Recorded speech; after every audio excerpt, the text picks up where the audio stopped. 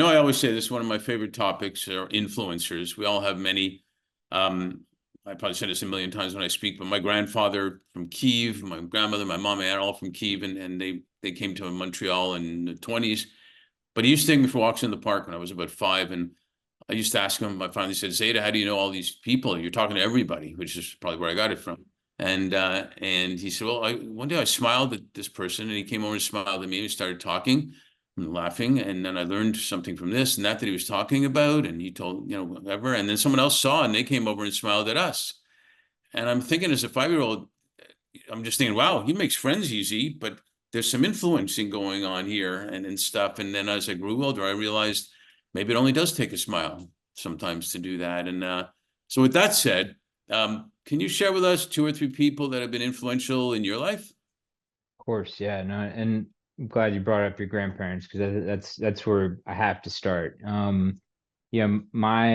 grandparents, my mom on my mom's side, they lived in Atlanta during my whole life living there, and were just some of the most kind people. They gave back to the community, and they did it with a smile on their face. They had this sign on the front of their door, this outside their door, where it said "Welcome, KinFolk," and they're like they were born like my grandma was born in Oklahoma, but she lived most of her life in Texas. And same with my grandpa. So they met in Texas and um, lived in Kansas City before moving to Atlanta in the 50s. And so and how I explain them is to me, I feel like I stay on a righteous path because of them. Right. Like like they're I'm not necessarily like a religious person, but like I'm very spiritual, especially now, and I believe that they're still present, and I know that regardless of if they're here physically or not, like I want to do right by them. Sure. And so they were significant influences because they were there no matter what. Um, Yeah, no, they sound fantastic, and it's a great feeling, isn't it, to yeah, have had that. Can you name a couple others? yeah, of course. My parents. Yeah, I think traveling is a major part of me, and traveling and music. My first concert was with my mom. It was I think I was maybe 6 or 7.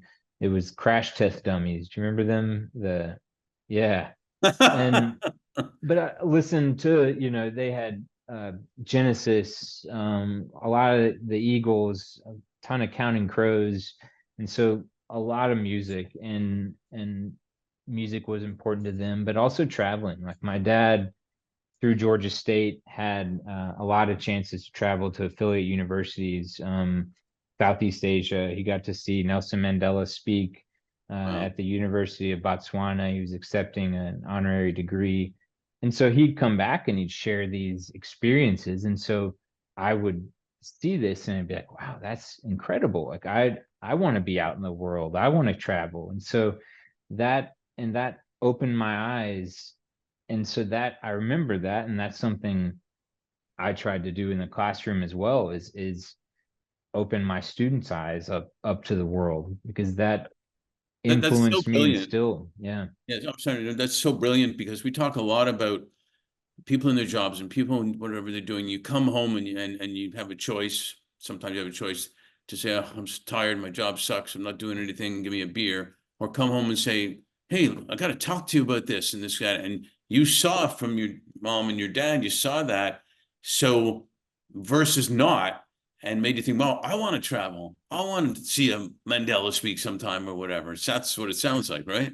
Yeah, no, it just the experiences and the joy that they had, and a great experience, like when we all turned 13, we got to pick one country in Europe to travel to, and we all chose my mom because she didn't really travel much growing up, and in general until those. And so I went to France And so that, if I had to say one last influencer Mhm. in my life, that's not a person, experiences, experiences and the drive to experience life, I think, is a major influencer in me. I want to, like the music festival I went to the other weekend, you know, going traveling and doing a big backpacking trip, or you know I want to experience life, and so that drives me, like not in a FOMO sense, but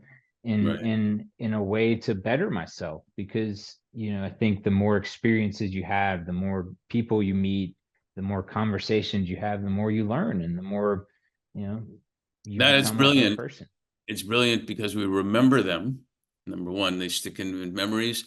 And even for when we talk to talent about positions and whatnot, we always look for what experiences do people have that they're bringing to the table, whether it's for an opportunity or a job or a relationship or whatnot.